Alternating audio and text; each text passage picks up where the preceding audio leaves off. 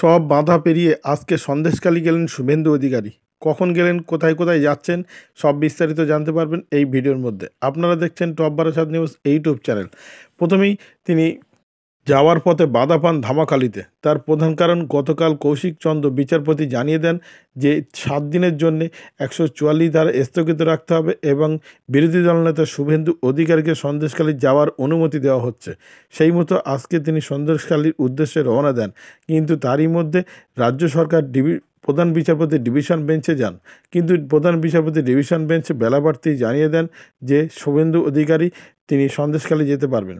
ফলে পুলিশ তাদের বাধা তুলে নেয় এবং শুভেন্দু অধিকারী সন্দেশখালীর উদ্দেশ্যে রওনা হন। বেলা বাড়তেই তিনি আস্তে আস্তে সন্দেশখালী প্রবেশ করেন।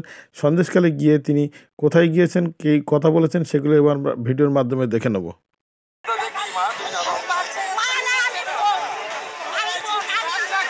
মা বোনেরা বলেছেন তিনি আসতে পেরে আমরা অনেকটা সাহস পাচ্ছি, আমরা অনেকটা মনোবল পাচ্ছি এবং আমরা এই তৃণমূল সরকারকে বহিষ্কার করতে চাই, এই তৃণমূল সরকারের পতন দেখতে চাই, এমন অভিযোগ করেছেন শুভেন্দু অধিকারীর কাছে।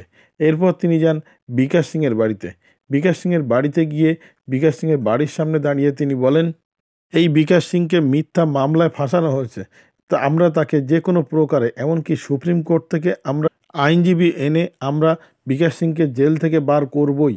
ফলে বিকাশ সিংয়ের পাশে আমরা আছি এবং আমাদের বিজেপি আছে। তিনি কি বলেছেন এবার আমরা সেটা শুনে নেব।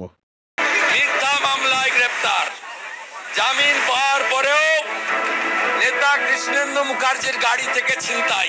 ভিডিওটি আপনার কোনো প্রকারের উপকারে লেগে থাকে অবশ্যই লাইক, কমেন্ট, শেয়ার করবেন। সেই সঙ্গে চ্যানেলটি সাবস্ক্রাইব করার অনুরোধ রইল। সবাই ভালো থাকবেন, সুস্থ থাকবেন।